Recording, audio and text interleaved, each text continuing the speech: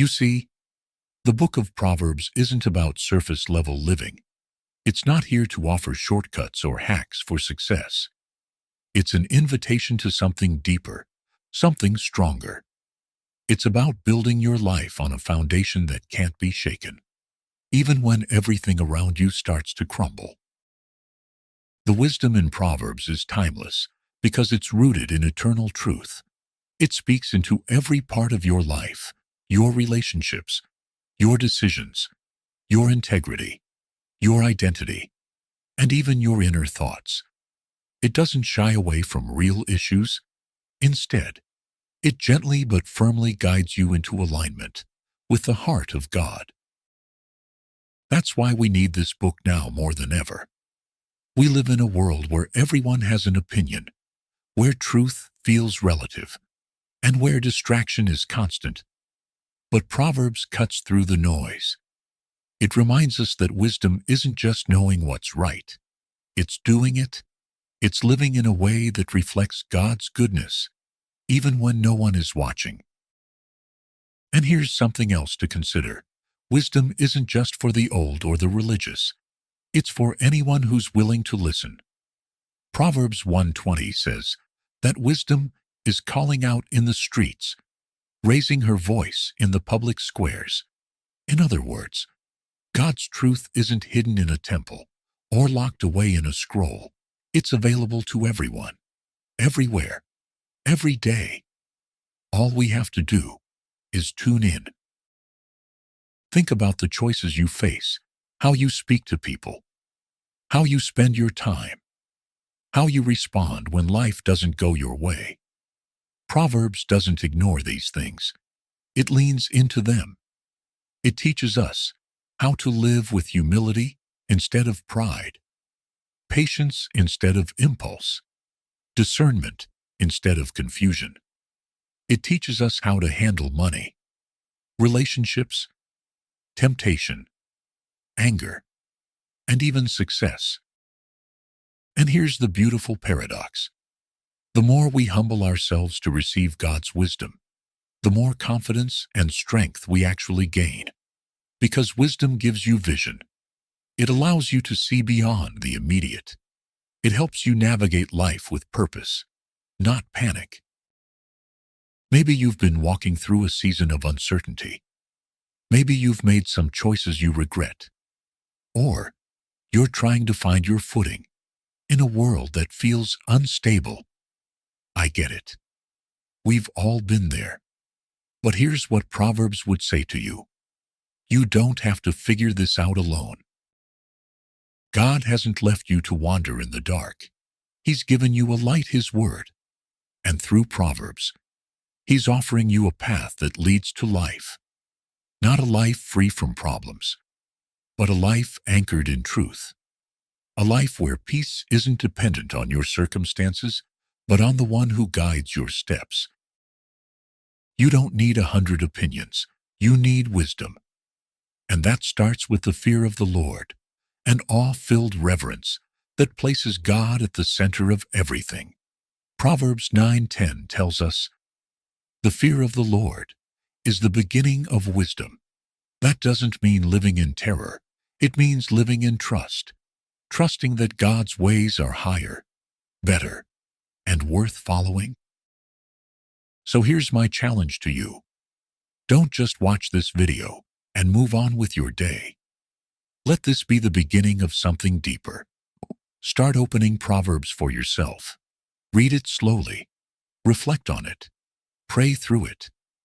Ask God to help you see your life through the lens of His wisdom. You'll be surprised at what happens. You'll start noticing things, your reactions, your words, your choices. You'll start hearing the quiet voice of wisdom in the back of your mind, gently guiding you to take the higher road. And over time, you'll change. You'll become more grounded, more gracious, more discerning, more like Christ. Because that's the goal, isn't it? Not just to know more, but to become more. To live in such a way that people don't just see us, they see God in us. So stay with me on this journey. In the coming episodes, we're going to break down Proverbs topic by topic.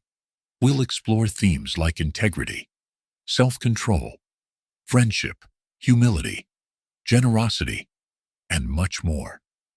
And as we walk through this book together, my prayer is that these ancient words will come alive in your life, that they'll guide your mornings, shape your decisions, soften your heart, and strengthen your faith, that they'll help you see life not just through your own eyes, but through the eyes of eternity.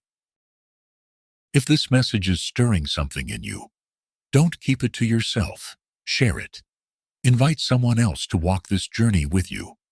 Because wisdom isn't meant to be hoarded. It's meant to be passed on. It's a gift, and gifts are best when they're shared. This is just the beginning. So grab your Bible, grab your journal, and let's keep going. Because when you walk the path of wisdom, you're never walking alone. See you in the next episode, right here, on Deep Bible Stories. You'll understand life through the lens of God's wisdom.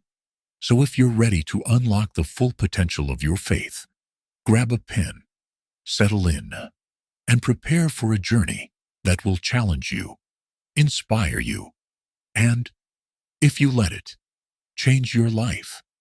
If this video brings you value, share it with others, because the wisdom in Proverbs isn't just for you. It's a gift to be passed on, a light in a dark world, calling us all back to the truth and strength found only in God. Let's uncover Proverbs together, here on Deep Bible Stories, where wisdom isn't just ancient, it's alive and waiting for us. What exactly is the book of Proverbs? Many people see it as a list of wise sayings, practical tips, or a set of good ideas for life. But Proverbs is so much more. This isn't just an ancient text full of life hacks or moral guidelines. The book of Proverbs is a divinely inspired manual for living a life rooted in truth, honor, and humility. It's not meant to sit on a shelf collecting dust. Proverbs is alive, calling us to understand life in a way that is deeper, truer, and more connected to God's heart. Let's go back to the beginning. Tradition holds that much of Proverbs was written by King Solomon, a man known for his God-given wisdom. Solomon didn't ask for wealth, fame, or power. He asked God for wisdom to lead and understand his people. And because Solomon's request pleased God, he was granted a wisdom unmatched by any other. Proverbs, then, is a glimpse into that wisdom, a collection of insights from a man gifted with divine understanding. But Proverbs isn't just about Solomon. It's about the Spirit of God moving through these words, offering insight and guidance that speak directly to our souls. Each proverb is a condensed lesson, a single line that can pierce through to the heart. They're like seeds, small but packed with the potential to transform us from the inside out if we let them take root. Imagine a book that isn't limited to time or culture, a book that was relevant thousands of years ago and is still uncannily relevant today. Proverbs tackles the issues that never change: how to live with integrity, how to choose friends wisely, how to guard our hearts, how to handle money, relationships, anger, pride, and so much more. It covers everything we struggle with, but it goes beyond simple solutions. Proverbs shows us how to walk in God's ways, to live with divine perspective, and to navigate life with His wisdom guiding us. At its core, Proverbs is an invitation to wisdom. But it's not just any wisdom. It's the wisdom that begins with the fear of the Lord. This book is here to guide us not only in what we do, but in who we're becoming. It's like a mirror reflecting our actions, our motives, and our desires back to us, challenging us to live lives that are in alignment with God's character. So, as we dive into the teachings of Proverbs, remember, this isn't just a book of advice. It's a blueprint for a life that's rooted in eternal truths, meant to grow us into people who reflect the goodness, strength, and love of our Creator. What does it mean to be wise? To walk through life with understanding, purpose, and clarity. Proverbs tells us that all true wisdom begins with something that sounds unusual: the fear of the Lord. Proverbs 1-11 says, "The fear of the Lord is the beginning of knowledge, but fools despise wisdom and instruction." But what does this fear really mean, and why is it so essential?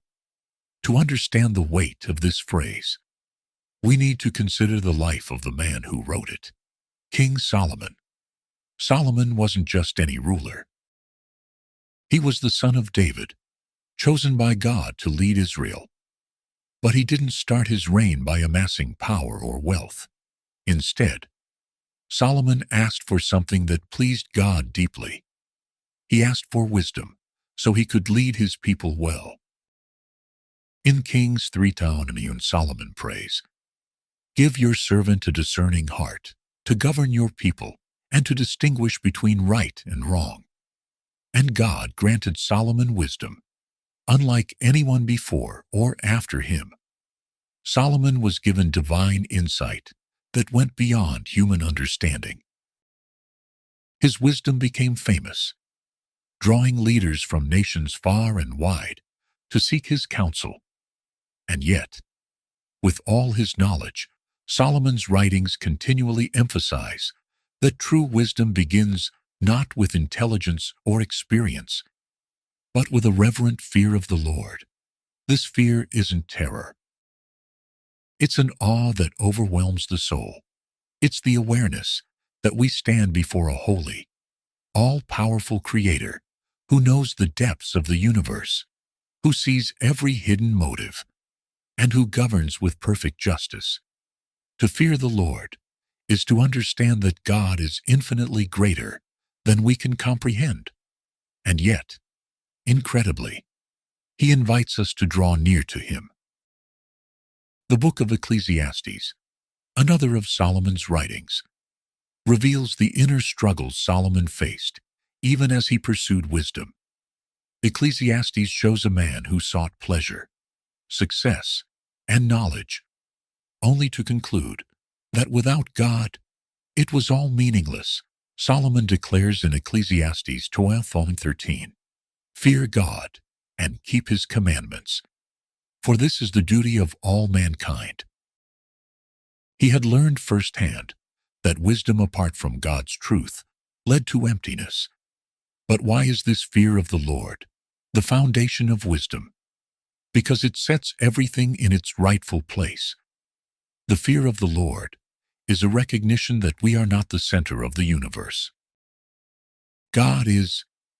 It's a humbling realization that all human knowledge is limited, that our understanding is a shadow compared to God's light. This fear, this reverence, makes us teachable, ready to receive truth that transcends our limited perspective. In the book of Sirach, a banned book from the traditional canon, but treasured in the Ethiopian Orthodox Bible, we find a similar insight. The beginning of wisdom is to fear the Lord. She is created with the faithful in the womb. Sirach 1:14. Sirach reveals that this wisdom, born from the fear of the Lord, is woven into the hearts of those who seek God earnestly. It is not learned through human efforts, but gifted by God to those who approach Him with reverence. Imagine for a moment standing before the throne of God, seeing His glory that no human eye can bear, sensing His power, His purity, His holiness. This is the kind of awe that Proverbs calls us to have. It's a fear that brings us to our knees, that makes us aware of our own limitations and our desperate need for God's guidance. For Solomon, this wasn't just a theory. His life illustrates the rise and fall of wisdom. In his early years, Solomon followed God closely, seeking divine wisdom above all else. But later, Solomon's heart grew divided as he pursued wealth, foreign alliances, and even idolatry.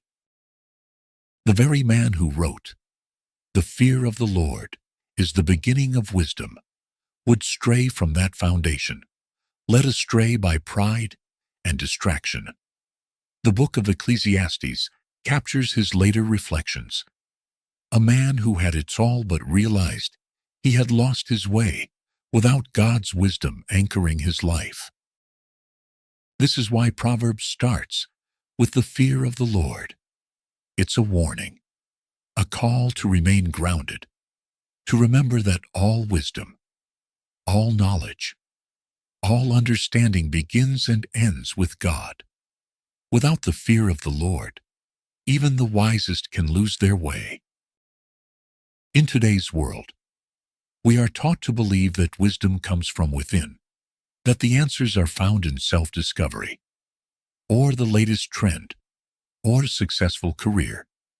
But Proverbs challenges us to start with humility, to admit that we are not the source of wisdom.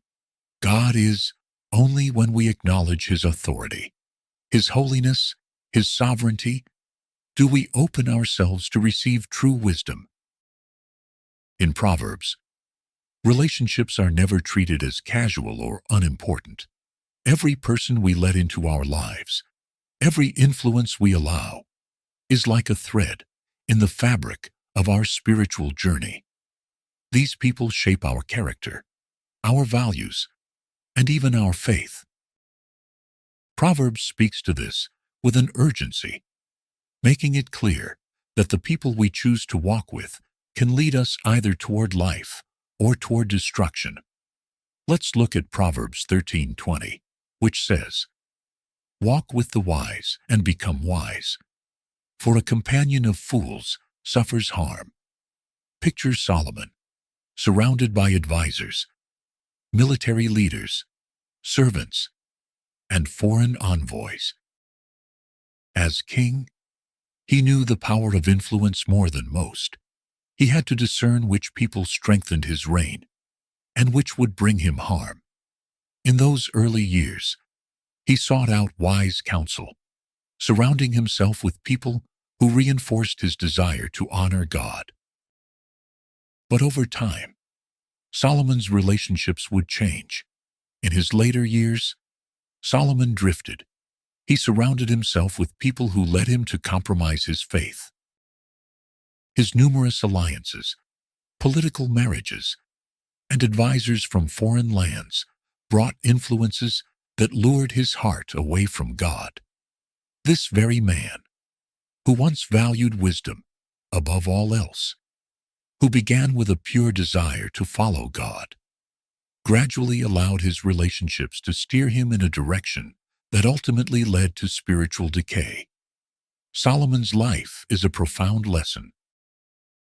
Wisdom in relationships isn't a one-time choice. It's an ongoing commitment. And Proverbs, written from the depths of Solomon's experience, warns us of this truth. Imagine yourself in Solomon's shoes, facing the allure of relationships that promise power, status, or satisfaction. Proverbs doesn't just ask us to avoid the influence of fools. It challenges us to see relationships as sacred. Who we walk with isn't about mere proximity. It's about choosing people who will encourage us to grow, who push us toward truth, and who will walk with us through life's challenges while helping us remain grounded in faith. Proverbs 22:24-25 goes even further, cautioning, "Do not make friends with a hot-tempered person. Do not associate with one easily angered, or you may learn their ways and get yourself ensnared." This isn't just practical advice. It's a reminder that emotional and spiritual states are contagious. Proverbs warns that even a subtle influence can shape who we become. The anger, pride, or recklessness of those around us can slowly seep into our own hearts if we aren't careful. The Book of Sirach, another ancient wisdom text, not found in the traditional canon, but preserved in the Ethiopian Orthodox Bible, echoes this sentiment with urgency. Faithful friends are a sturdy shelter. Whoever finds one has found a treasure. Sirach 6:14. Proverbs and Sirach both emphasize that the right friends are a shelter in a storm, a source of wisdom and comfort that strengthens us against the temptations and struggles we face. Sirach reminds us that friends aren't just companions. They're our shelter, a place of spiritual refuge in a chaotic world. The people we choose to let into our inner circle influence our thoughts, our habits, and even our future. We live in a world where relationships are often treated as disposable, where people come and go, and where the meaning of friendship has often been reduced to a connection on social media. Proverbs call us to something deeper. It tells us to seek out relationships with intention, to prioritize friendships that lift us up, and to be mindful of those who bring us down. Have you ever found yourself becoming more critical, more anxious, or more restless after spending time with certain people? Proverbs called us to guard against this, to be vigilant about the people we let close, because their influence has a profound impact on the direction of our lives. Proverbs 27:17 famously states, "As iron sharpens iron, so one person sharpens another." Think about what this means. To sharpen iron, friction is required. Sparks fly as two blades come into contact. A true friend, someone worth keeping close, isn't necessarily someone who always agrees with us. A godly friend is someone willing to challenge us, to call out our blind spots, to tell us the truth, even when it's uncomfortable. Real friendships, the kind Proverbs speaks of, aren't about flattery or convenience. They're about refining each other for God's purposes. Picture a scene from Solomon's own life. Imagine him as a young king, receiving advice from trusted friends who encouraged him to follow God, to seek wisdom, to remain humble. Those relationships early on would have been sources of strength, shaping his decisions and grounding him in truth. But imagine later, as he grew more isolated, surrounded by those who valued political gain over spiritual integrity. He lost his way, and Proverbs reflects the regret of a man who knew the cost of walking with the wrong people. Who are you walking with? Who is sharpening you, challenging you, encouraging you to be the person God is calling you to be? Are there people in your life who may be leading you off course, who distract you from God's truth, or bring out qualities that don't honor Him? Proverbs urges us to take these questions seriously, to look at our relationships with spiritual clarity, and make decisions based on God's wisdom rather than convenience or comfort. Building relationships with the wise doesn't just happen.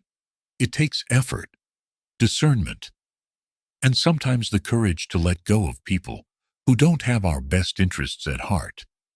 Proverbs reminds us that friendship is more than a social connection. It's a profound spiritual partnership. When we surround ourselves with people who are committed to God's truth, we're better able to withstand life's storms, to grow in wisdom, and to live out the purpose God has placed on our lives. In Proverbs, the power of words is presented with a weight unlike anything we might expect from a simple collection of sayings. It's clear that in God's eyes, Words are not trivial or inconsequential. They are powerful, like seeds that can grow into life or spread destruction. Proverbs 18:21 tells us, "The tongue has the power of life and death, and those who love it will eat its fruit." Solomon, the king known for his wisdom, understood that words could build up a kingdom or tear it down. In his role as a leader, a single decree could bring peace, while a careless word could spark war. His own life bore witness to this truth, as his words brought justice and wisdom in his early years, but became mixed with compromise and carelessness later on. This truth in Proverbs isn't just for leaders, it's for every one of us. Every word we speak has the power to heal, to encourage, to bring joy, or to wound, to deceive, and to destroy. Think of a time in your own life when words deeply impacted you. Maybe it was an encouraging word that lifted your spirit, or a harsh remark that left a scar. Proverbs doesn't hold back in showing us that words are never just words. They can create ripples that spread through our own lives and the lives of others, reaching far beyond the moment they're spoken. Proverbs 12:18 says, "The words of the reckless pierce like swords, but the tongue of the wise brings healing." Imagine a sword, a weapon designed to wound, to harm. Proverbs compares reckless words to that weapon, highlighting how easily we can hurt others without even realizing it. Solomon, through his own journey, likely saw how his words impacted the lives of his people, his family, and his kingdom. What's powerful here is the contrast Proverbs gives us. The reckless words that pierce like swords versus the wise words that bring healing. Words, when spoken with wisdom, have the ability to mend what's broken, to soothe the wounds left by the life. We all know the feeling of being uplifted by an encouraging word. The way a kind comment can turn a bad day around or give us hope when we're struggling. Proverbs reminds us that each of us has this power within us to either heal or hurt, to build up or tear down. Proverbs doesn't shy away from the potential harm of words. Proverbs 15:1 offers this insight. "A gentle answer turns away wrath, but a harsh word stirs up anger." Solomon understood that our responses have a profound influence on the outcome of a situation. Think of how many conflicts, arguments, or misunderstandings could be diffused with a simple, gentle response. The Proverbs invite us to approach our conversations with humility, to seek to understand before seeking to be understood. Words, however, don't only impact those around us, they shape our own hearts.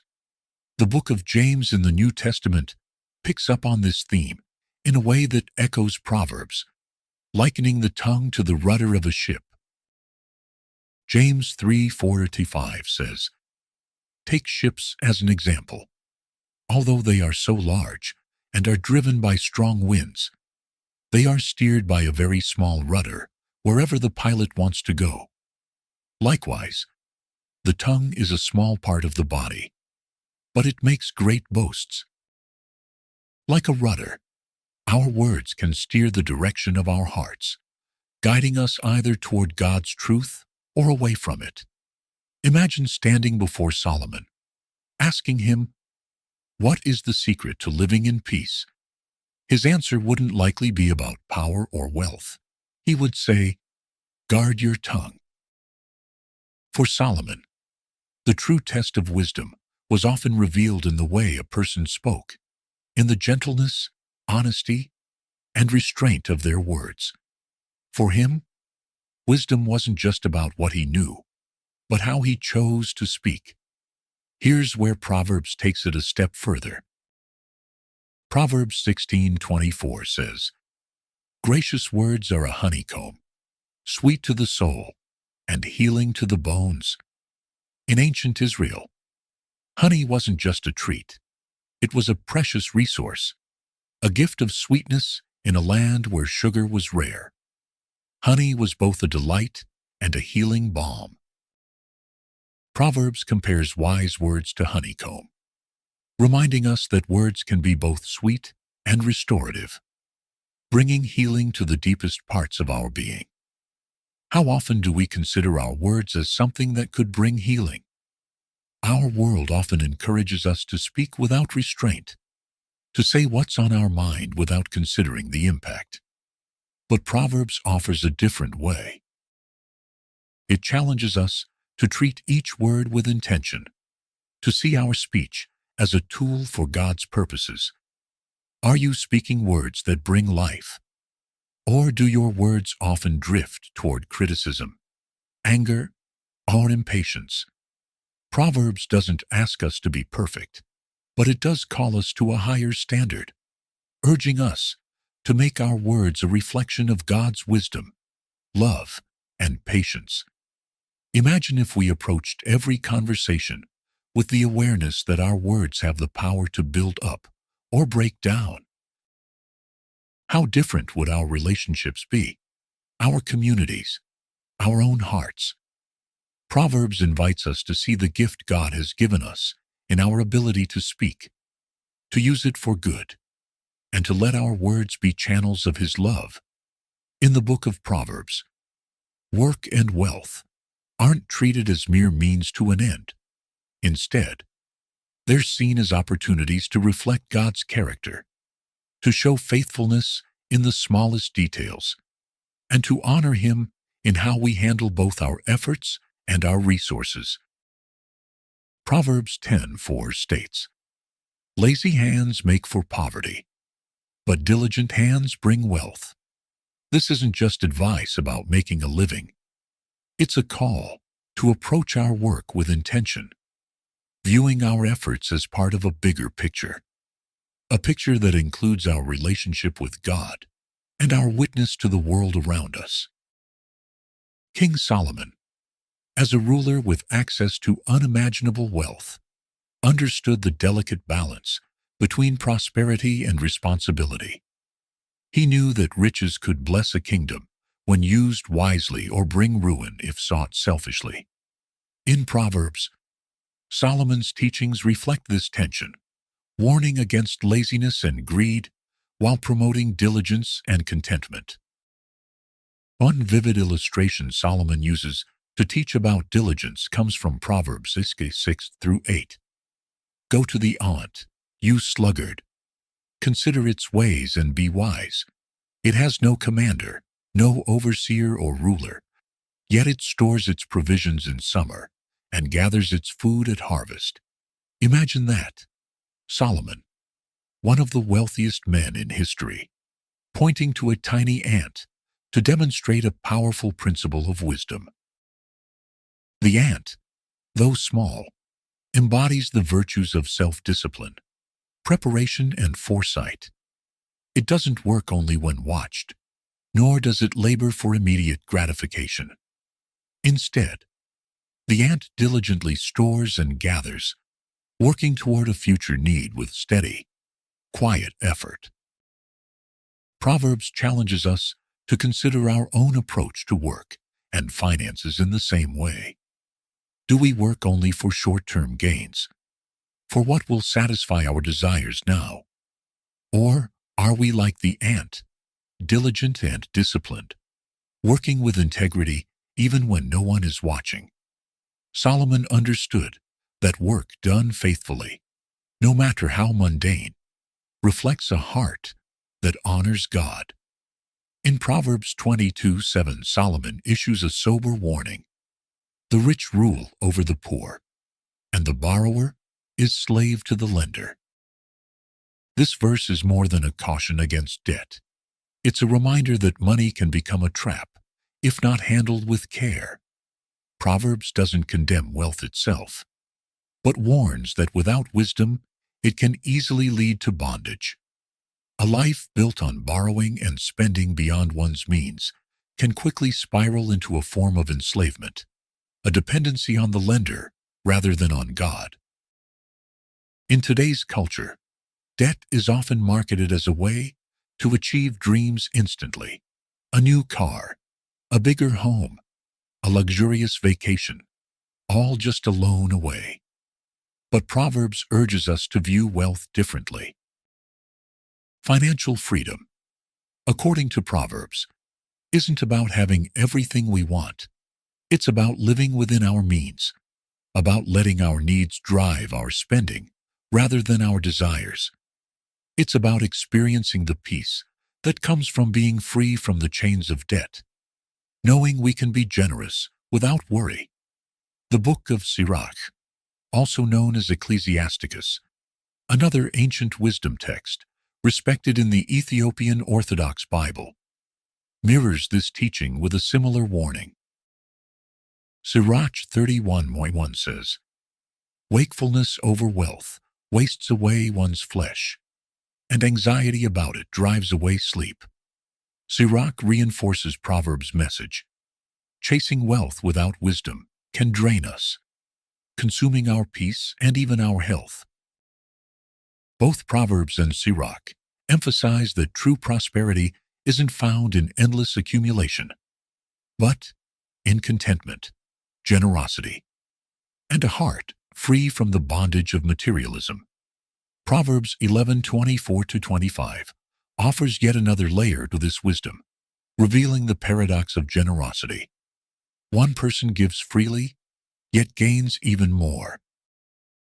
Another withholds unduly, but comes to poverty.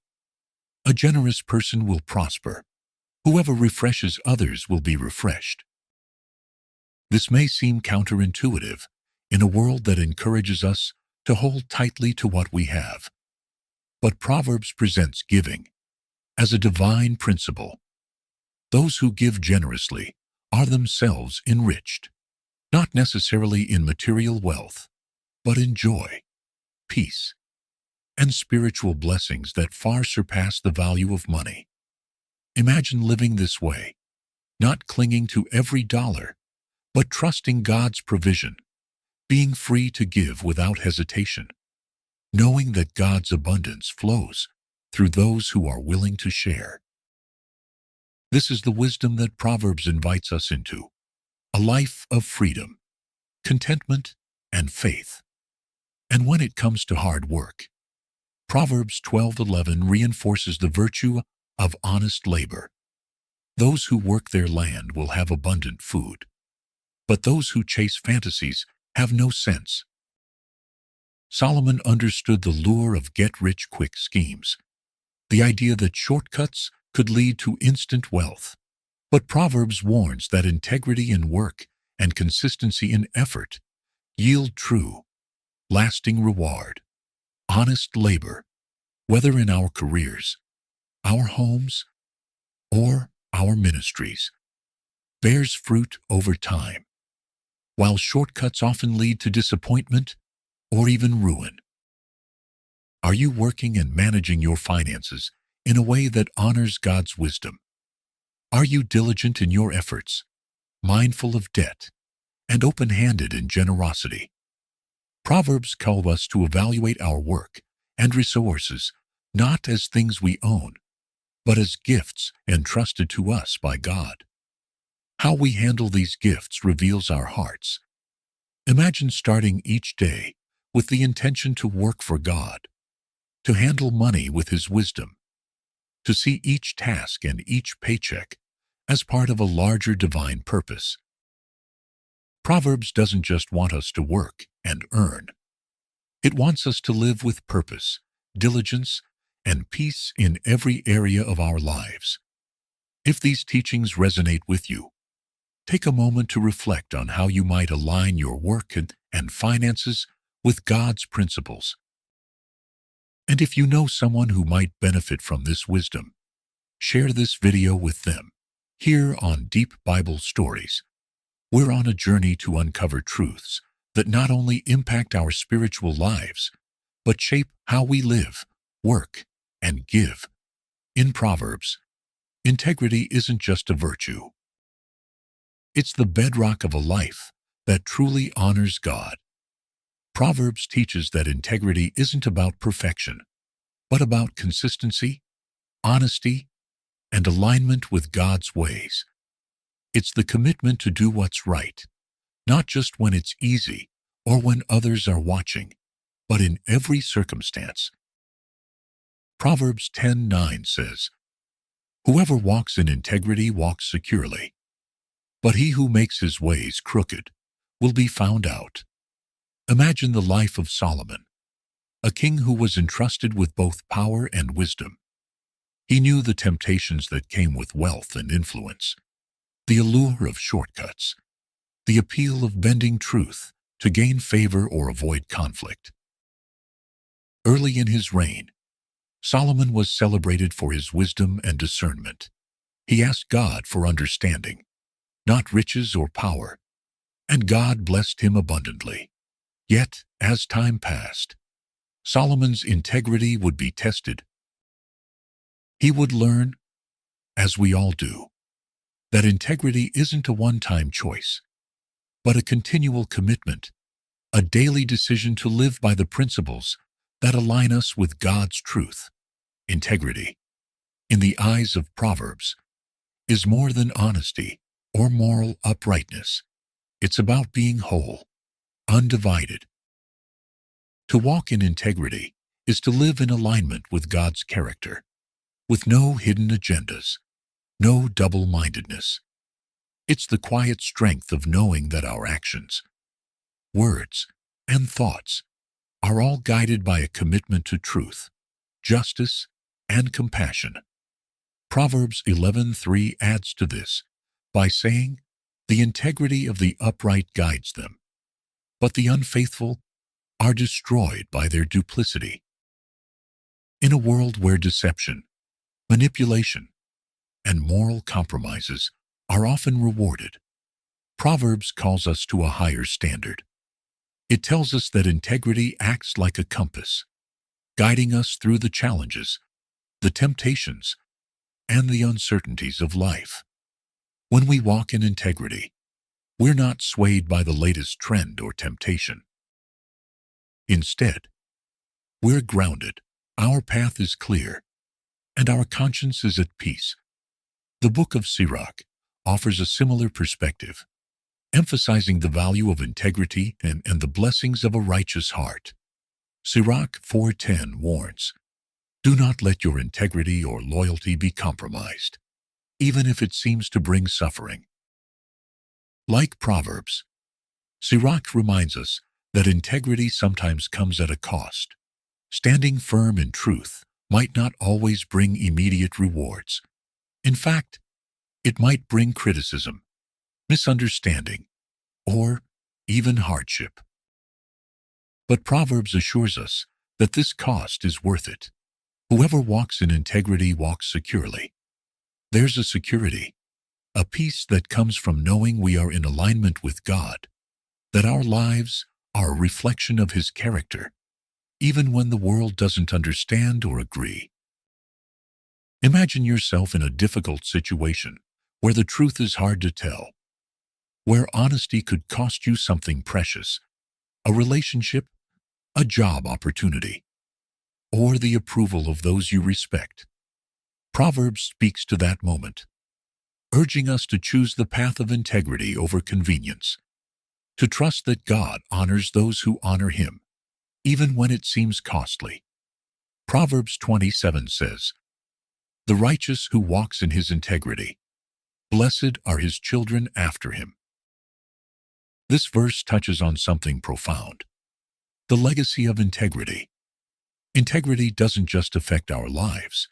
It shapes the lives of those who come after us. Children, friends, family members. All are impacted by the example we set.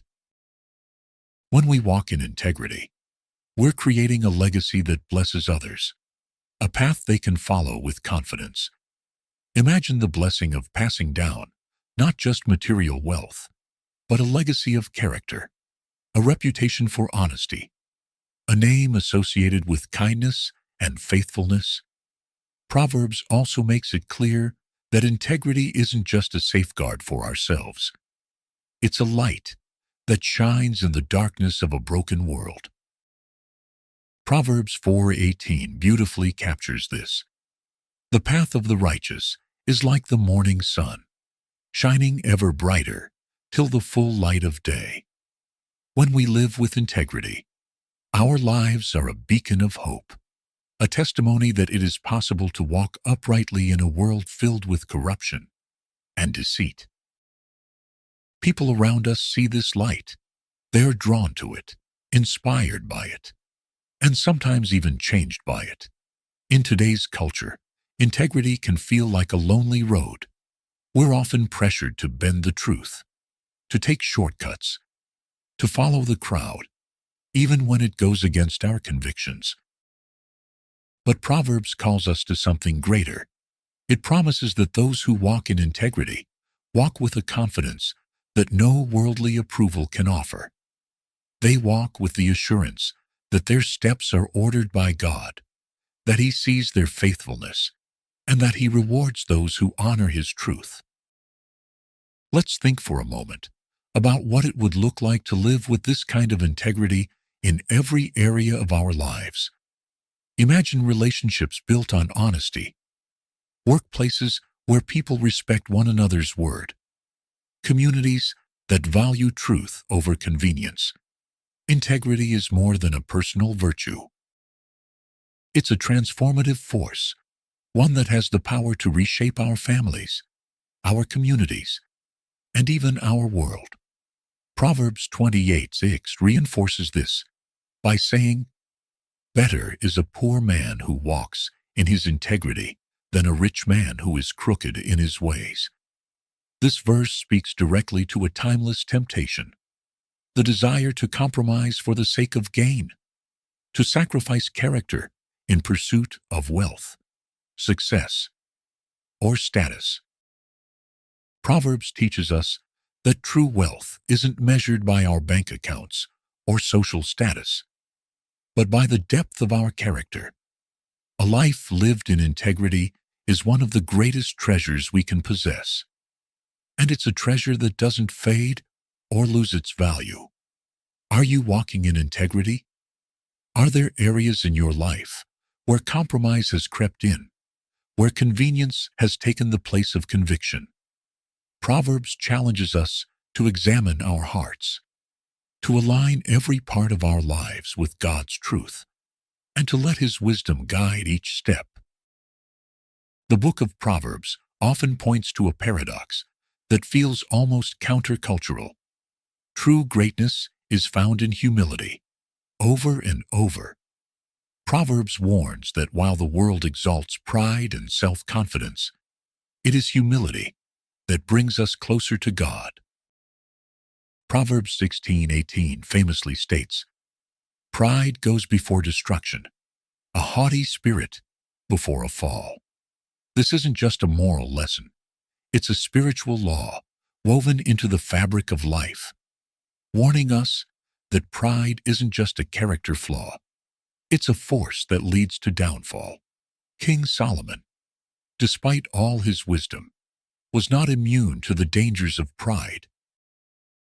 He began his reign with a humble request for wisdom, seeking God's guidance above all else. But as his fame, wealth, and power grew, Solomon's humility began to erode. His story serves as a powerful reminder that pride often starts small, creeping into our hearts almost unnoticed. It can take the form of self-reliance, the desire to be seen as superior, or the subtle belief that we are above the rules. Imagine Solomon's life. He built a glorious kingdom, amassed wealth that would make him the richest man of his time, and ruled with authority that was unmatched. Yet, his heart gradually shifted. The very king who once declared the fear of the Lord as the beginning of wisdom would later make decisions that led to his kingdom's fragmentation. Solomon's life illustrates that pride is not only dangerous, but deceptive. It can thrive under the surface, wrapped in success, achievement, and even good intentions, until it eventually leads us away from God. Proverbs 11:2 adds, "When pride comes, then comes disgrace, but with humility comes wisdom." To the world, pride can appear strong, confident, even admirable. But in God's eyes, pride is dangerous because it blinds us to our need for Him. Pride creates a barrier between us and the wisdom God offers. Proverbs tells us that humility, on the other hand, opens the door to true understanding. To be humble, is to recognize that we don't have all the answers, that our strength is limited, and that our lives are secure only in God's hands. Humility is the foundation of wisdoms because it keeps us teachable. Proverbs 3:34 echoes this truth, saying, "He mocks proud mockers, but shows favor to the humble and oppressed." The humble are those who remain open to correction, who are willing to learn, and who acknowledge their dependency on God. This is why Proverbs speaks so highly of humility. It brings us into alignment with God's heart, allowing us to see ourselves and the world as He does. In the book of Sirach, humility is praised in a similar way. Sirach 3:18 advises, "The greater you are, the more you must humble yourself, so you will find favor in the sight of the Lord." Sirach, like Proverbs, highlights the irony of humility. The more we achieve, the more we need to remember our dependence on God. This goes against what the world teaches us. We are often told to celebrate our strengths, to stand out, to prove ourselves. Both Proverbs and the book of Sirach invite us to measure our lives by a different standard, one that finds value not in personal achievements, but in a heart that delights in serving others. Instead of chasing applause or recognition, they call us to embrace a posture of humility. Proverbs 29:23 puts it clearly, "Pride brings a person low, but a humble spirit gains honor." This simple yet powerful verse asks us to reflect. Where do we find our sense of worth? The world tells us to build our identity on success, titles, influence, or appearance. But Scripture tells a different story. True worth isn't found in how high we climb. It's found in how low we're willing to kneel before God. Proverbs reminds us that God lifts up those who walk humbly with Him. It's not about pretending to be less. It's about surrendering the need to be seen. It's trusting that even when no one else notices, God does. He sees the quiet acts of obedience, the moments of restraint, the times we choose kindness over pride. And no one demonstrated this better than Jesus. The New Testament shows us that the wisdom of Proverbs finds its fulfillment in Christ Himself. Philippians 2 tells us that although Jesus was fully God, He didn't cling to that status. He didn't demand honor or exert dominance. Instead, He laid it all down. He chose to become a servant, embracing human weakness and walking the road of obedience even to the cross. Jesus had every right to reign with power, but He chose to lead through humility. He gave His life, not to be admired, but to rescue. In Him, we see that the greatest strength is often found in quiet surrender, not in loud ambition. His life flips our definition of greatness on its head. It shows us that true glory comes not from being served, but from serving. But Proverbs doesn't just celebrate humility. It also warns us about the dangerous disguise of pride. It's not always obvious. In fact, Proverbs 20:16 warns, "Do you see someone wise in their own eyes? There is more hope for a fool than for them." That's a sobering thought. Pride isn't always loud or arrogant. Sometimes it looks like stubbornness. Sometimes it sounds like, "I've got this." It can hide behind confidence, independence, or even false humility. It shows up when we dismiss correction, when we stop listening, or when we assume we've already arrived. That's why Scripture constantly calls us back to self-examination, not to shame us, but to set us free. Because pride isolates, it blinds us, but humility opens the door for growth, for healing, and for a deeper relationship with God. So today, ask yourself, am I building my life on pride, or am I walking the quiet road of humility? Am I clinging to recognition, or am I content to be faithful in the unseen places? Proverbs and Jesus both offer us this same invitation to let go of what the world calls important and to embrace the values of God's kingdom. And when we do, we'll discover that the path of humility leads not to shame, but to honor, healing, and peace.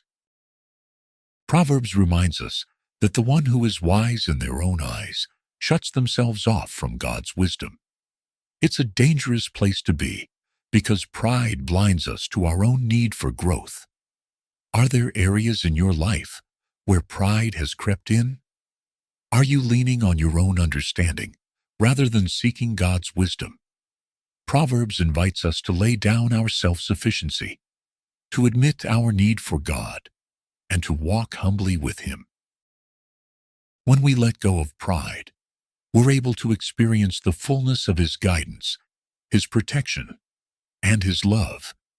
Imagine what it would look like to live this way, free from the need to prove yourself, willing to take correction, open to learning from others. Humility isn't about thinking less of ourselves. It's about thinking of ourselves less. It's about recognizing that our lives are not our own, that every gift, every talent, and every opportunity is from God, meant to glorify Him and serve others. In the book of Proverbs, one of the most profound themes is the call to trust God fully and abandon self-reliance. In a world where independence and self-sufficiency are celebrated, Proverbs turns this idea on its head, declaring that the path to true peace, guidance, and security isn't found in relying on ourselves, but in surrendering to God. Proverbs 3:5-6 captures this beautifully. Trust in the Lord with all your heart, and lean not on your own understanding. In all your ways, acknowledge Him, and He will make your path straight.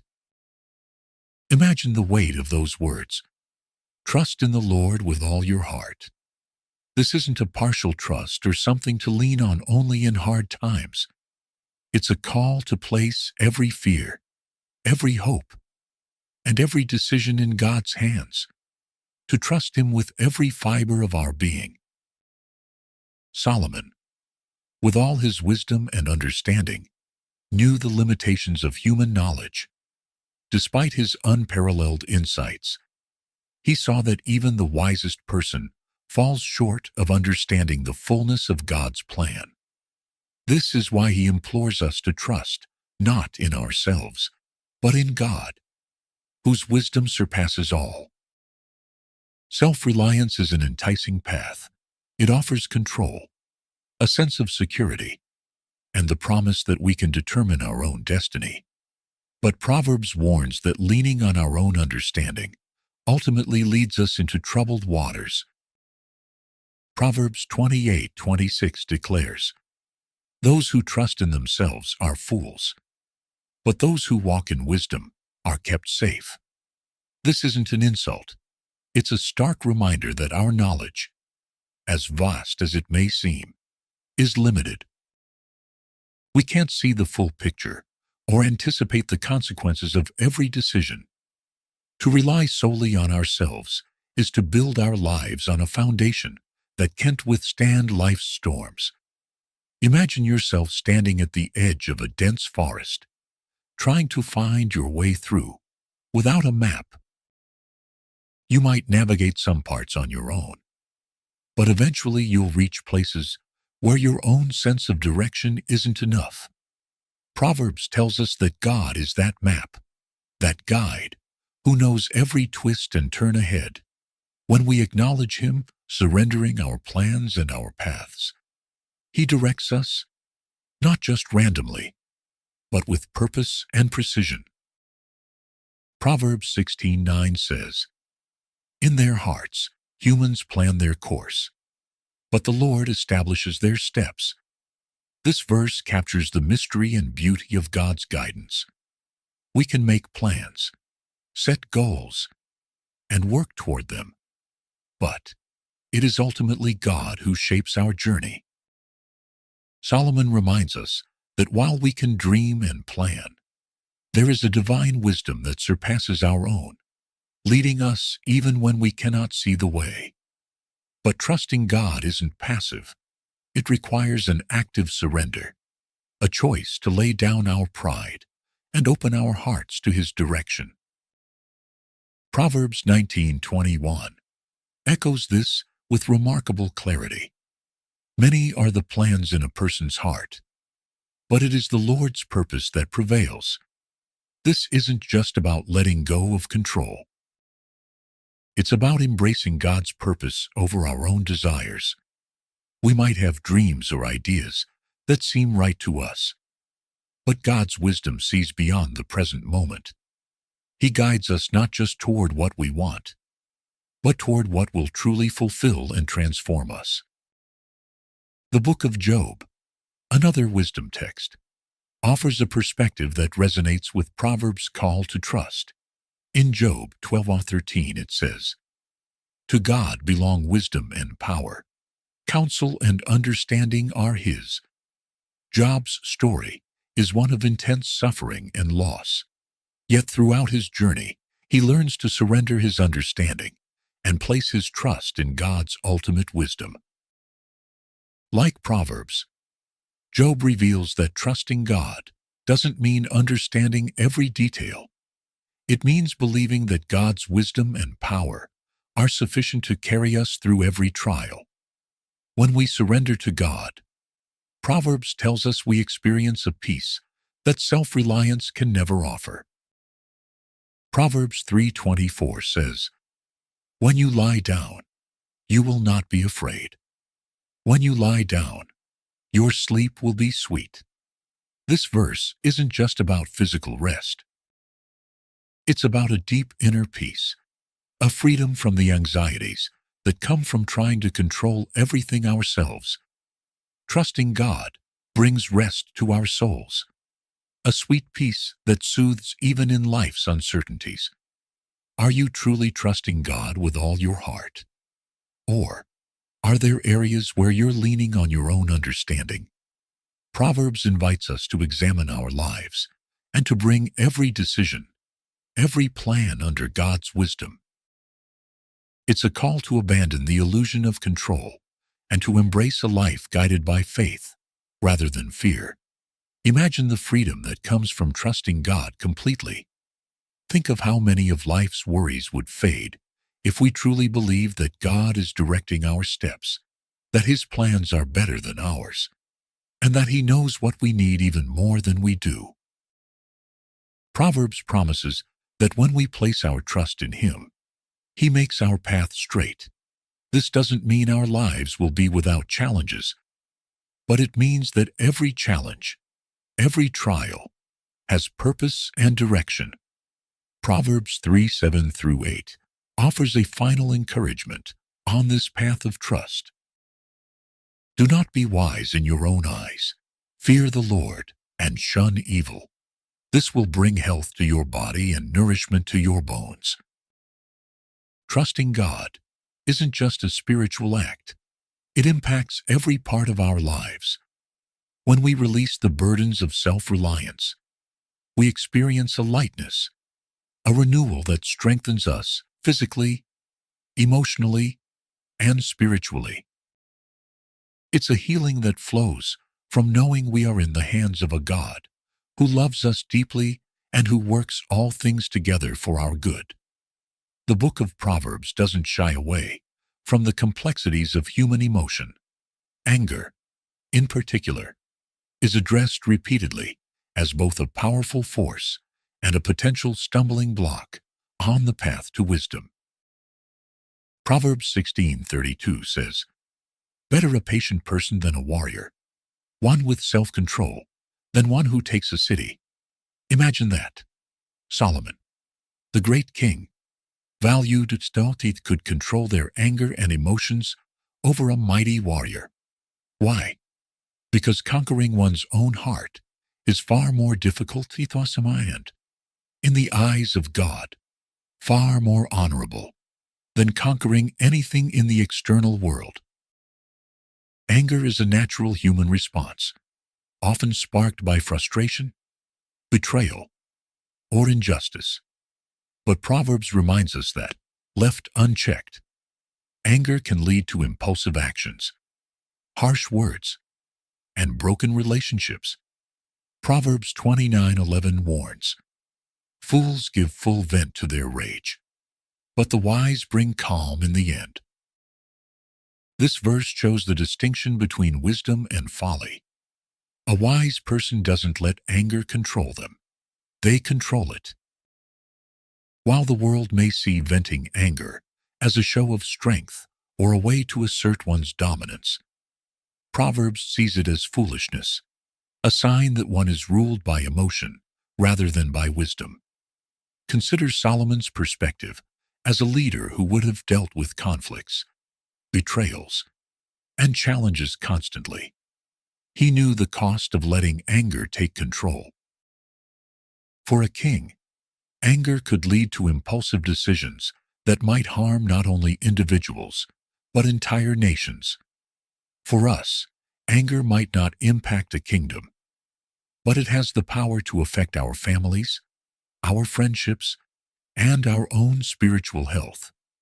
Proverbs urges us to be careful with this powerful emotion, to recognize it for what it is, and to respond to it with self-control and wisdom. But self-control is not something we master overnight. It requires intentionality, humility, and dependence on God. Proverbs 19:11 says, "A person's wisdom yields patience. It is to one's glory to overlook an offense." This verse challenges us to see beyond our immediate reaction, to look deeper, and find patience in moments that might otherwise provoke us. Proverbs teaches that our ability to control our temper is not a weakness but a strength, an honor that comes from understanding the power of grace. Self-control, as Proverbs describes it, is a reflection of God's own character. Think of how many times throughout the Bible God displays patience with humanity, showing mercy where judgment was deserved, just as God is slow to anger and rich in mercy. He calls us to reflect this patience in our relationships. Proverbs teaches that when we practice self-control, we're not just managing an emotion, we're participating in God's nature, choosing love over wrath, understanding over reaction. Yet Proverbs is clear that anger isn't inherently wrong. Proverbs 14:29 offers this insight. "Whoever is patient has great understanding, but one who is quick-tempered displays folly." The issue isn't anger itself, but how we handle it. Righteous anger, a deep indignation toward injustice, cruelty, or oppression, can reflect God's heart. But even righteous anger requires self-control. We are called to respond thoughtfully, channeling our energy toward positive action rather than letting anger fester or lead us into sin. The book of Sirach speaks similarly about self-control, calling it the key to a peaceful and wise life. Sirach 28:2-3 warns, "Forgive your neighbor the wrong he has done, and then your sins will be pardoned when you pray." Does a man harbor anger against another and yet seek for healing from the Lord? Sirach, like Proverbs, challenges us to let go of anger, especially when it hinders our relationship with God. In both texts, there's a clear message. Forgiveness and self-control aren't just good practices. They're essential to a life of wisdom and peace. In today's world, the idea of self-control over anger feels almost countercultural. We live in an age where speaking your mind and getting even are often praised, where anger is sometimes seen as a badge of honor, a way to assert oneself. But Proverbs tells us that real strength isn't in unleashing our anger, but in holding it back. Proverbs 15:18 advises, "A hot-tempered person stirs up conflict, but the one who is patient calms a quarrel." This isn't just practical advice. It's a spiritual principle. Choosing patience over anger not only preserves peace, it reflects the heart of God. Imagine the freedom that would come from mastering this principle. How many arguments could be avoided? How many relationships could be healed? Proverbs teaches that in moments of anger, we have a choice to escalate or to calm, to react or to respond. Every time we choose self-control, we bring a little more of God's peace into our own hearts and into the lives of those around us. How do you respond to anger? Do you allow it to take control? Or do you seek God's help in responding with patience?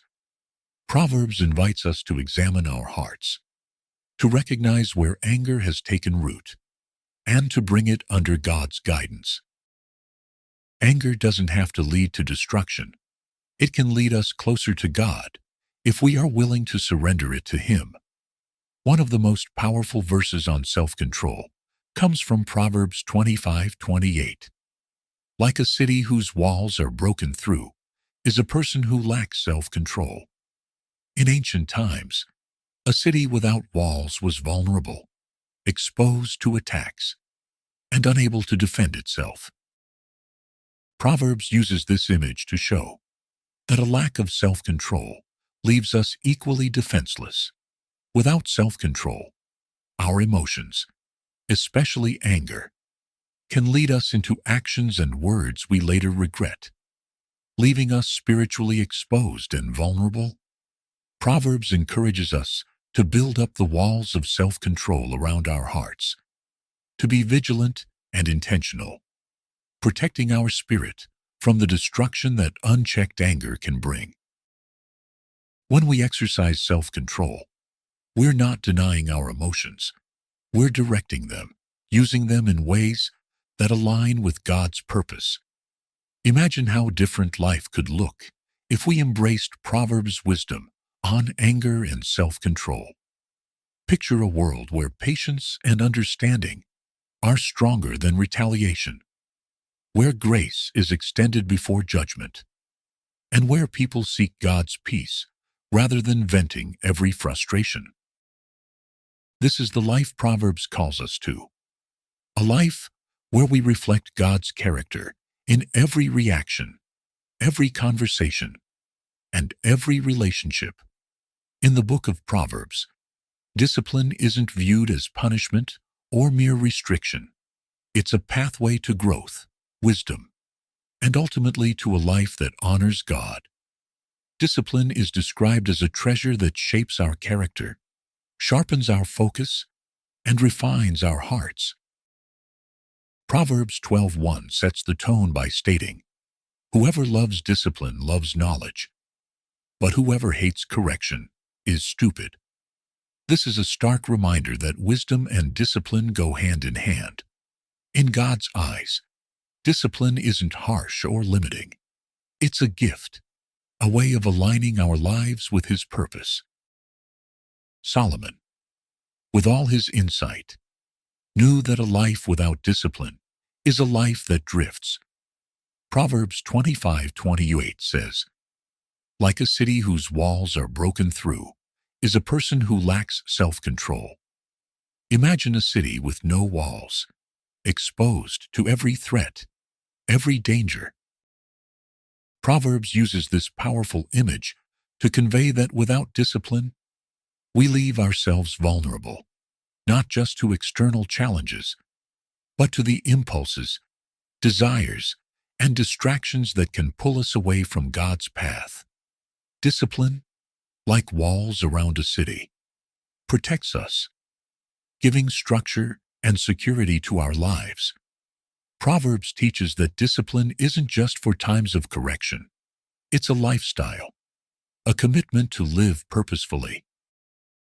Proverbs 66:8 offers us the example of the ant. Go to the ant, you sluggard. Consider its ways and be wise. It has no commander, no overseer or ruler, yet it stores its provisions in summer and gathers its food at harvest. This isn't just about hard work. It's about self-motivation, the ability to act with foresight and diligence without constant supervision. Proverbs encourages us to adopt the ant's disciplined way of life, to prepare, to persevere, and to keep moving forward even when no one is watching. At its core, Proverbs teaches that discipline is an act of humility. It's the willingness to be corrected, to learn from our mistakes, and to acknowledge that we don't have all the answers. Proverbs 3:11-12 says, My son, do not despise the Lord's discipline, and do not resent his rebuke, because the Lord disciplines those he loves, as a father, the son he delights in. Discipline, in this sense, is not only valuable, but a sign of God's love. When God corrects us, He's not punishing us. He's guiding us, helping us avoid paths that lead to destruction and nudging us back toward life.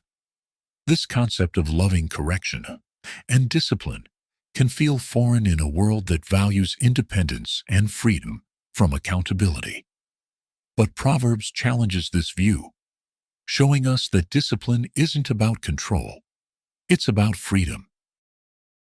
Proverbs 13:18 warns, Whoever disregards discipline comes to poverty and shame, but whoever heeds correction is honored in God's kingdom. Discipline is the key to honor and prosperity, a way of building a life that withstands both challenges and temptations.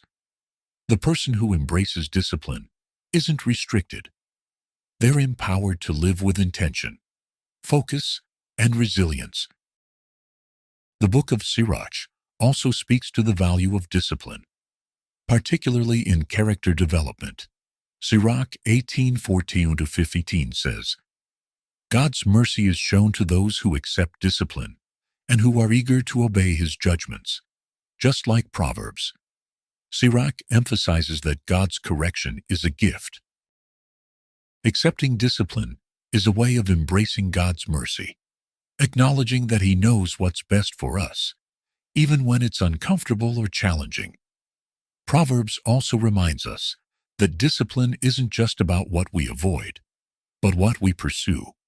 Proverbs 10:17 says, Whoever heeds discipline shows the way to life, but whoever ignores correction leads others astray.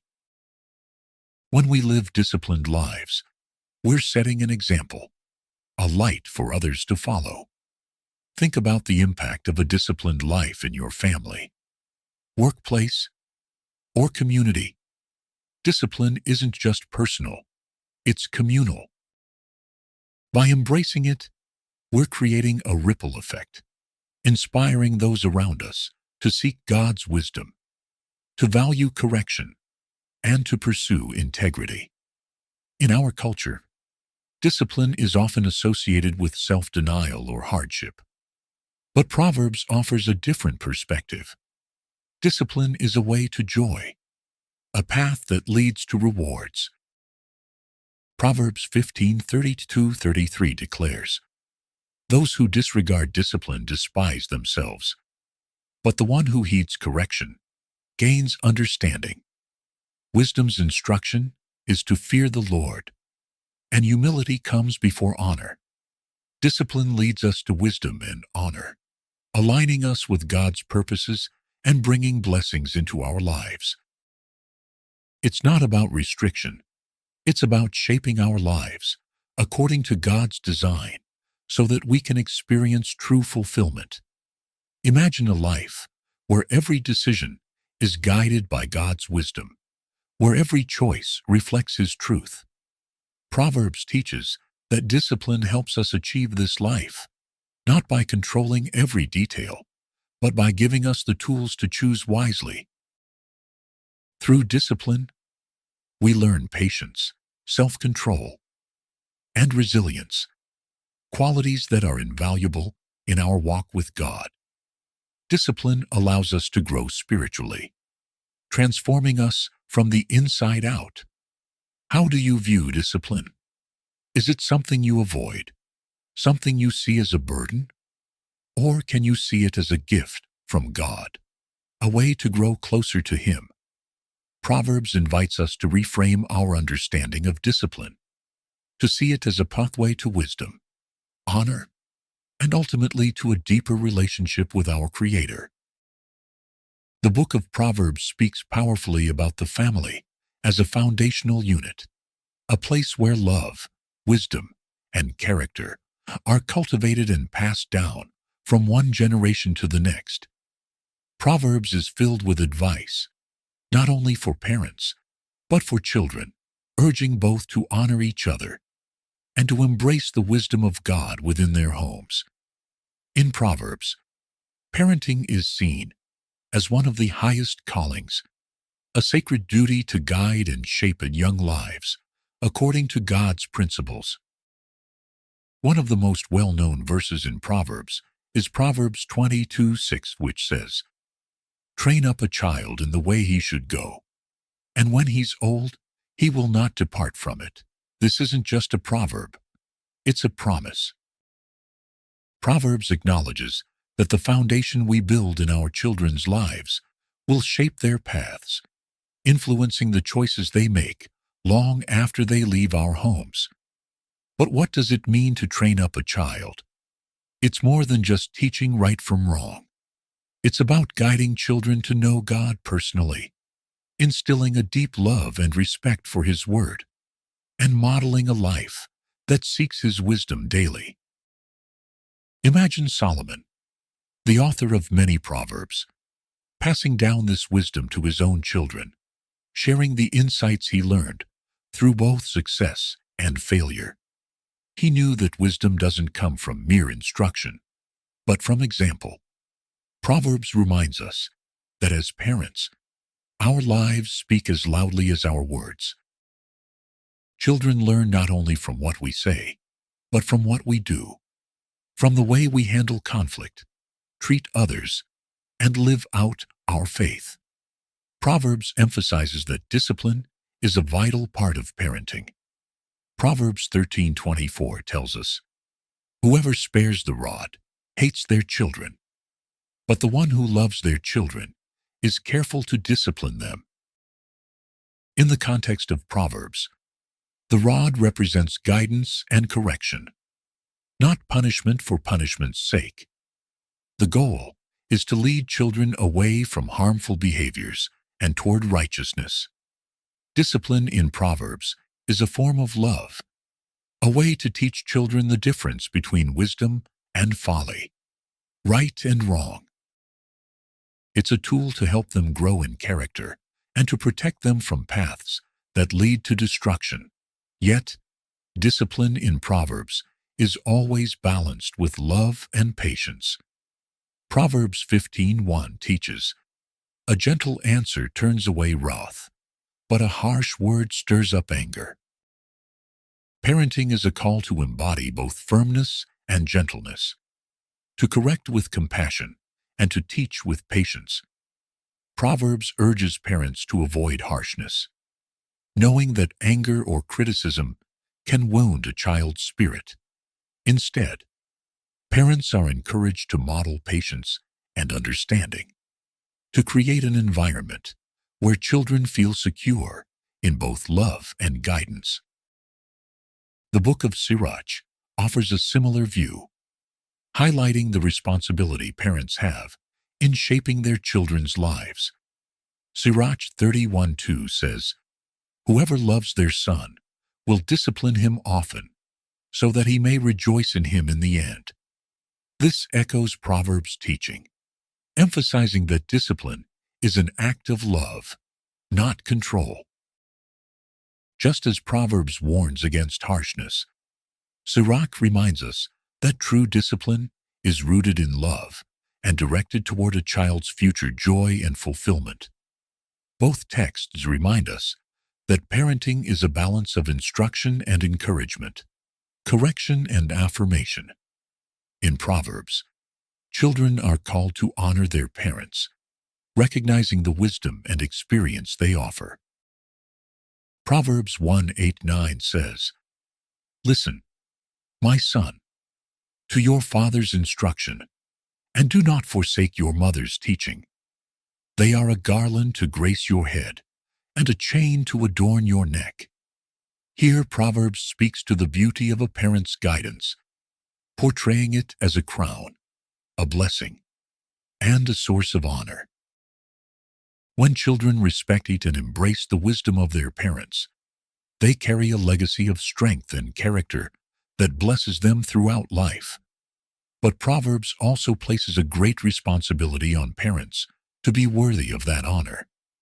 Proverbs 14:26 teaches, "Whoever fears the Lord has a secure fortress, and for their children it will be a refuge." This verse reveals that a parent's faith becomes a spiritual shelter for their children. When parents walk closely with God, seeking His wisdom and living with integrity, they create a spiritual covering over their family, a place of safety where children feel protected, loved, and valued. Parents are called to be that refuge, that safe place where children can grow up anchored in God's love. In today's fast-paced culture, Proverbs' wisdom on family and parenting is more relevant than ever.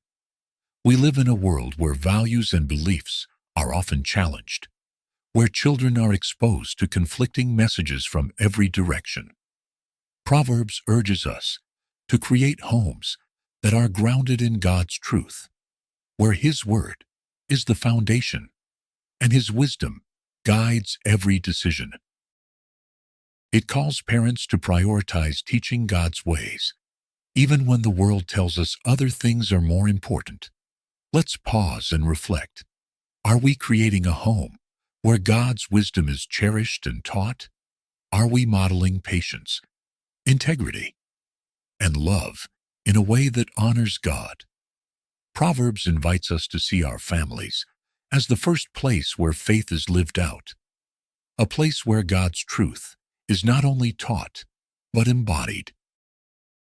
Proverbs 27 highlights the impact of this kind of faith. This verse speaks to the power of a life lived in righteousness and how it blesses future generations. When parents choose to live in alignment with God's ways, their children reap the benefits. Growing up with a model of integrity, love, and faithfulness, it's a legacy that goes beyond material wealth, creating a spiritual inheritance that shapes their lives for years to come. Imagine what it would look like if every family embraced this wisdom. If homes were places where God's love was taught, where discipline was balanced with compassion, and where children felt valued and protected. Proverbs tells us that this kind of family environment doesn't just benefit the individual household. It impacts communities, generations, and ultimately, the world. In Proverbs, Solomon doesn't shy away from addressing one of the most challenging aspects of human life, sexual purity and the lure of temptation. Proverbs speaks directly to the heart of these issues, urging readers to be vigilant, to exercise self-control, and to remember that our bodies and hearts are sacred. meant to honor God. Proverbs v5, 3-5 warns, "For the lips of the adulterous woman drip honey, and her speech is smoother than oil. But in the end she is bitter as gall, sharp as a double-edged sword. Her feet go down to death. Her steps lead straight to the grave." Imagine Solomon's perspective as he wrote these words, a king surrounded by power, wealth, and temptation. He would have known firsthand the dangers of allowing desire to cloud judgment. In Proverbs, Solomon likens temptation to a path that seems inviting, but ultimately leads to ruin. The sweetness of forbidden attraction is momentary, but its consequences can last a lifetime, leading not only to personal heartache, but to broken relationships, damaged reputations, and even spiritual isolation. Proverbs urges us to look beyond the allure of temptation and see it for what it truly is, a trap that harms not only us, but those we love. Proverbs 6:27-29 uses powerful imagery to convey this. Can a man scoop fire into his lap without his clothes being burned? Can a man walk on hot coals without his feet being scorched? So is he who sleeps with another man's wife. No one who touches her will go unpunished. This vivid imagery serves as a reminder that indulging in sexual sin carries consequences, both visible and unseen. Just as fire leaves burns, succumbing to temptation scars the heart and soul. Proverbs doesn't only address the dangers of temptation, it offers practical wisdom for resisting it. Proverbs 4:23 instructs, "Above all else, guard your heart, for everything you do flows from it." This verse holds a powerful truth. The battle for purity begins in the heart. The mind and soul are gateways to our actions.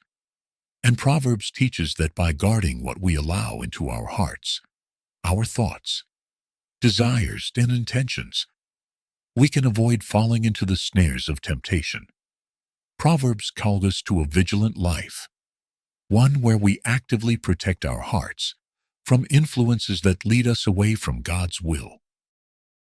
Solomon, aware of the weakness of human nature, urges his readers to exercise wisdom and discernment in their relationships. Proverbs 7 tells the story of a young man led astray by temptation, following the path of a seductress who promises pleasure, but ultimately leads him toward destruction. Proverbs 7:22-23 describes it vividly. All at once, he followed her like an ox going to the slaughter, like a deer stepping into a noose, till an arrow pierces his liver, like a bird darting into a snare, little knowing it will cost him his life. This warning isn't just about physical relationships. It's a cautionary tale about the power of unchecked desire and the need for boundaries. The book of Sirach echoes Proverbs' warnings on temptation and purity. Sirach 9:3-4 advises, "Do not gaze at a virgin, lest you be ensnared by her beauty.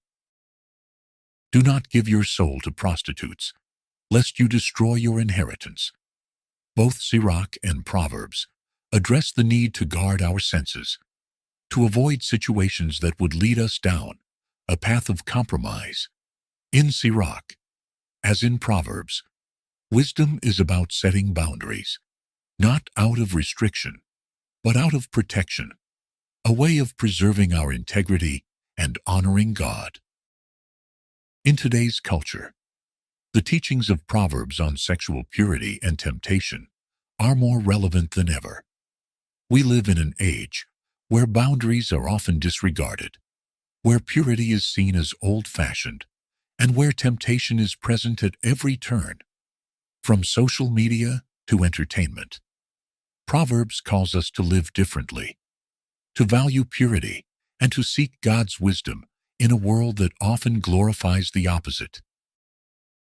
But why does Proverbs place such emphasis on purity? Because purity isn't just about refraining from certain actions. It's about honoring God with our whole being. Proverbs 16:2 tells us, "All a person's ways seem pure to them, but motives are weighed by the Lord." God doesn't just see our actions. He sees our intentions, our hidden thoughts, and our deepest desires. Purity is about aligning these inner aspects of ourselves with God's holiness, seeking to honor Him in thought, word, and deed. Imagine the freedom that comes from living a life of integrity and purity, a life unburdened by guilt, unclouded by secrets, and fully dedicated to God. Proverbs 10:9 promises, "Whoever walks in integrity walks securely, but whoever takes crooked paths will be found out."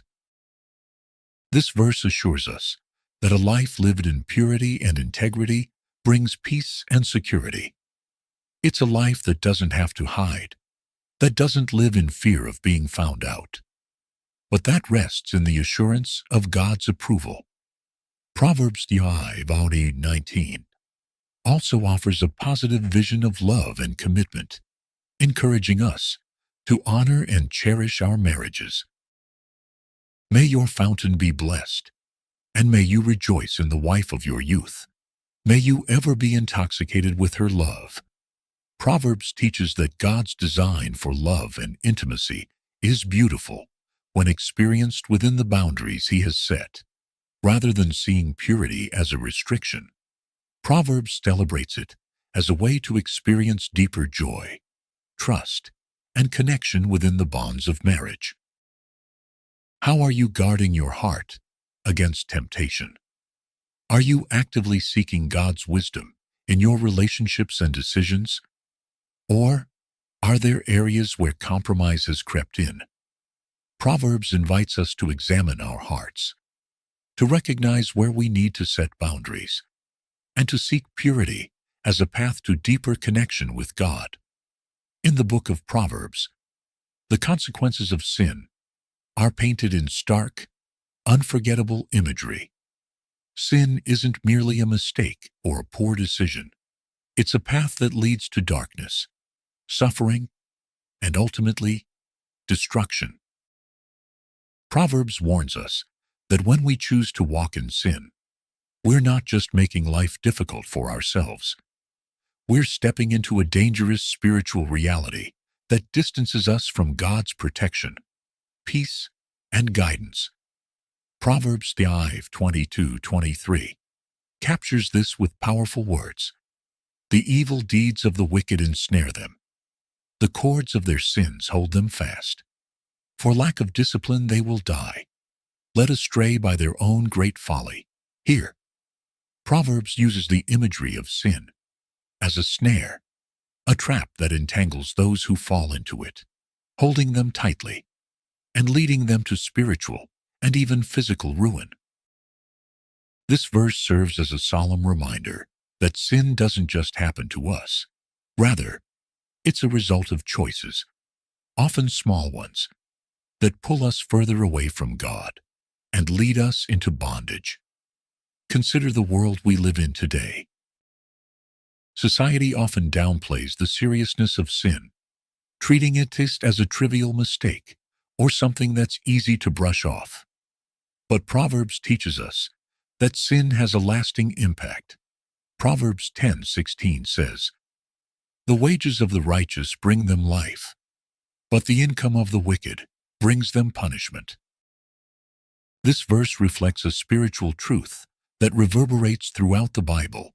Every action, every decision has consequences.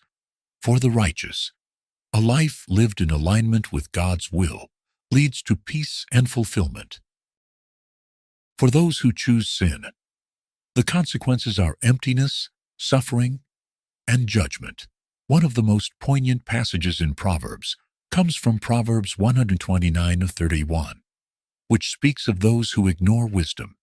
Since they hated knowledge and did not choose to fear the Lord, they will eat the fruit of their ways and be filled with the fruit of their schemes. In other words, sin bears fruit, a bitter harvest that we inevitably have to reap.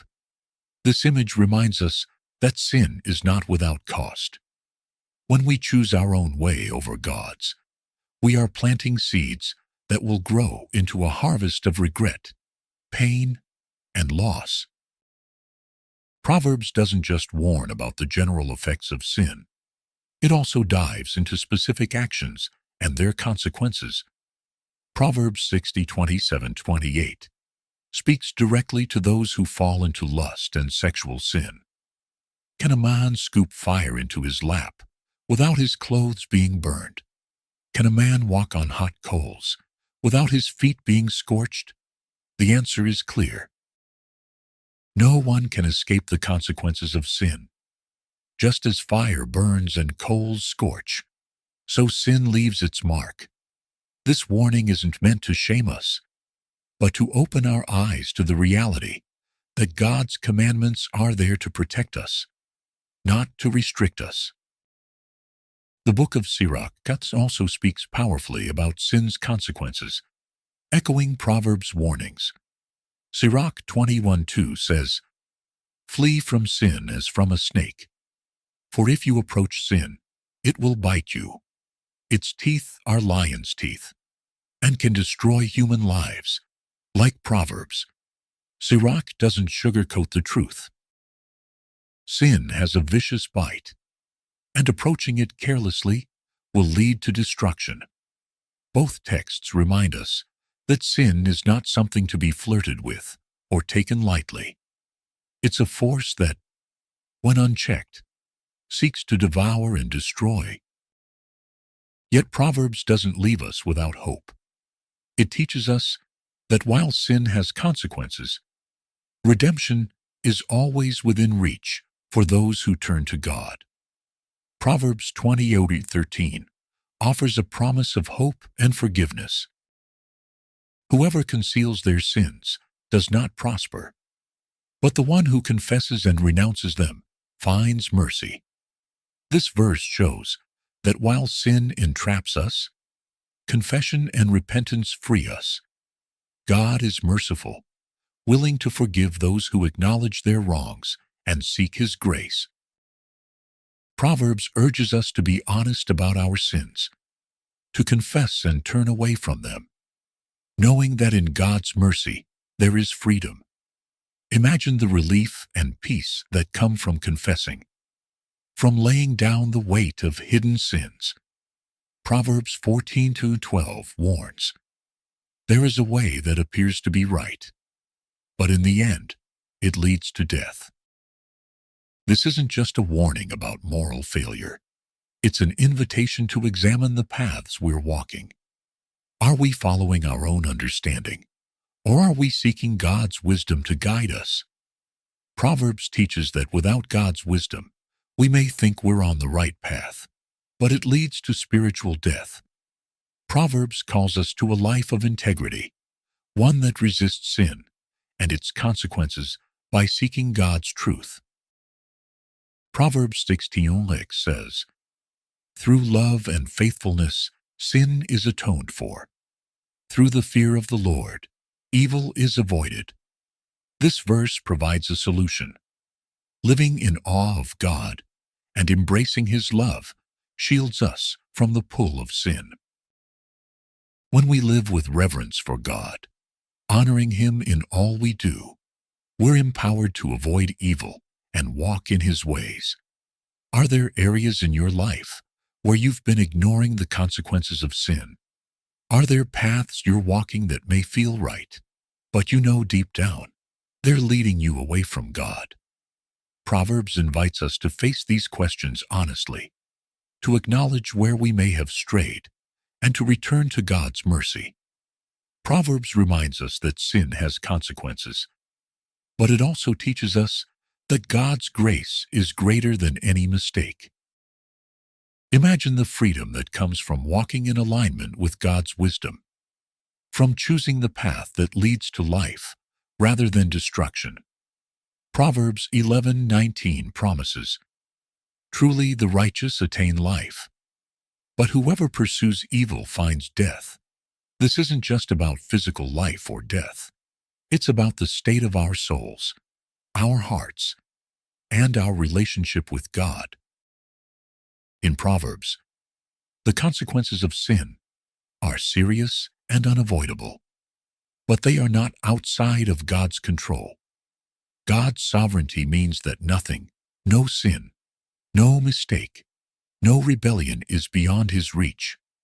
Proverbs teaches us that while sin leads to destruction, God is sovereign over all, orchestrating justice and mercy to work together for His ultimate purpose.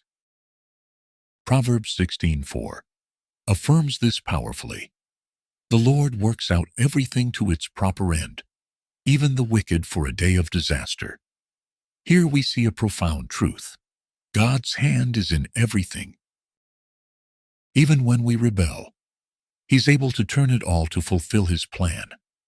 This verse can feel heavy, even unsettling, but it reveals the depth of God's control and His unwavering commitment to justice.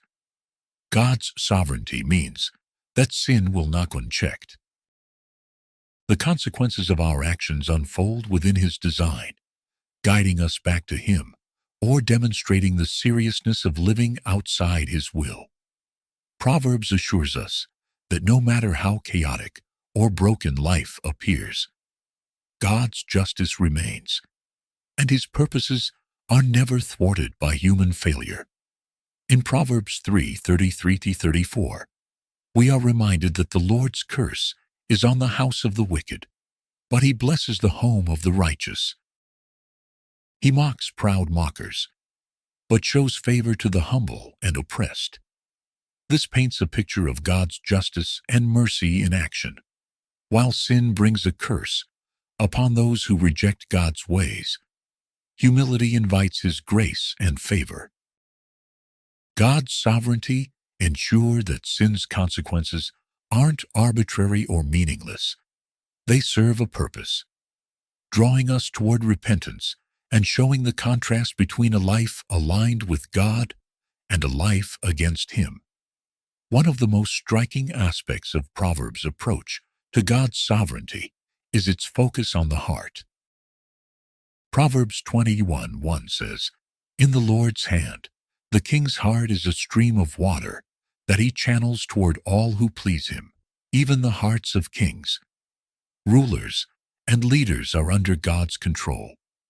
This means that the consequences of sin, whether in our personal lives or at a societal level, are allowed or redirected by God according to His purpose. No sin, no failure, no leader is beyond His influence. God is constantly at work, guiding, correcting, and using every situation, even those resulting from sin, for His glory.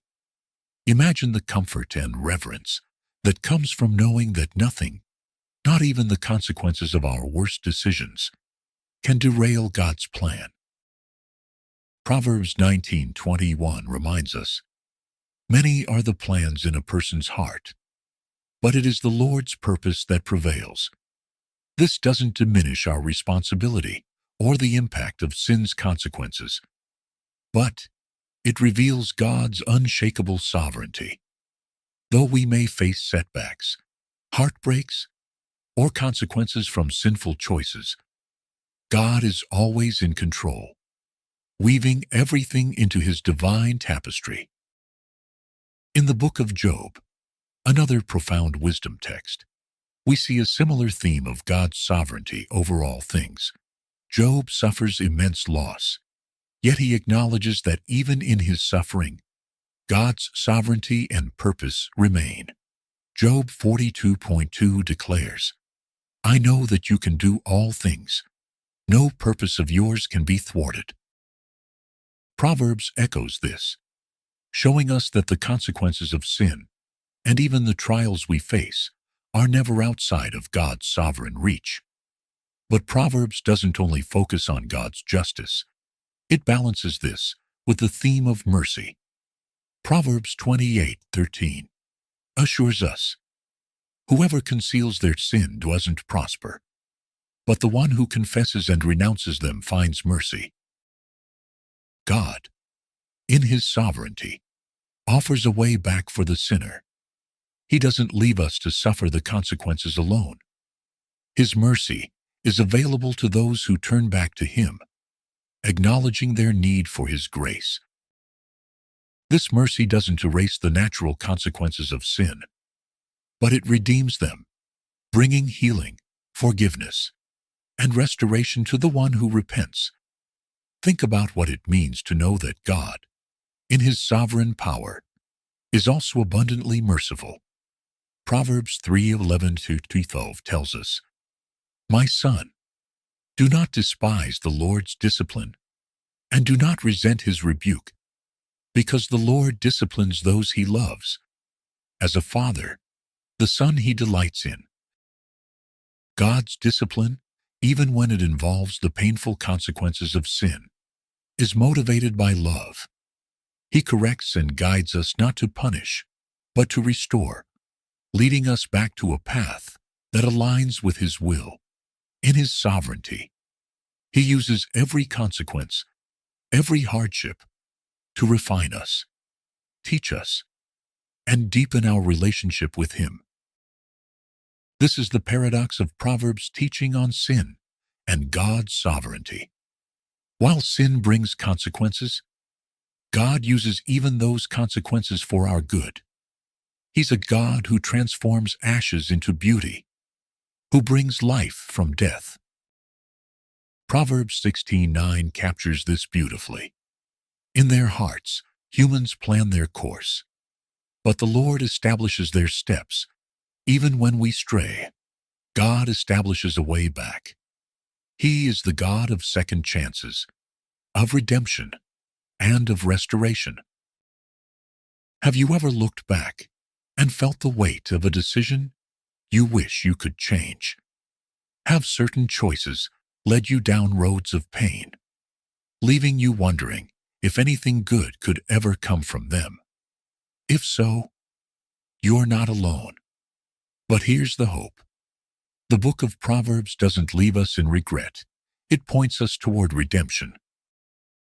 It reminds us that even our missteps aren't wasted when we bring them to God. His wisdom doesn't just teach us how to live, it shows us how to grow. Even through failure, every mistake can become a lesson, every consequence, an opportunity to lean into His grace. Our God is bigger than our brokenness, and when we trust Him with our past, He begins to write a new future. As we come to the end of this journey through Proverbs, take a moment to reflect. This isn't just about reading wise words, it's about letting those words reshape our hearts. Are you ready to walk in wisdom daily? To live with integrity when no one's watching? To practice humility, even when pride tempts you? To revere God, not only in your prayers, but in how you treat others, how you choose, how you live? That's what Proverbs calls us to: a transformed life. One rooted not in performance, but in purpose. One that reflects God's character in every detail. If these truths have stirred something in your soul, don't keep them to yourself. Share them. Pass the light forward. Because wisdom isn't meant to be hidden, it's meant to shine. And someone around you is waiting to hear what you've learned. Here at Deep Bible Stories, we're committed to uncovering the rich, sometimes forgotten, treasures of Scripture, because every verse carries a deeper invitation into the heart of God. So if this journey has encouraged you, take a moment to like this video, subscribe, and send it to someone who needs it.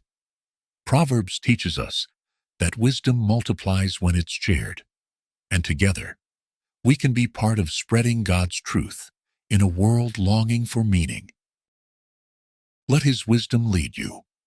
Let it steady your heart, strengthen your steps, and guide you into a life marked by joy, clarity, and lasting peace.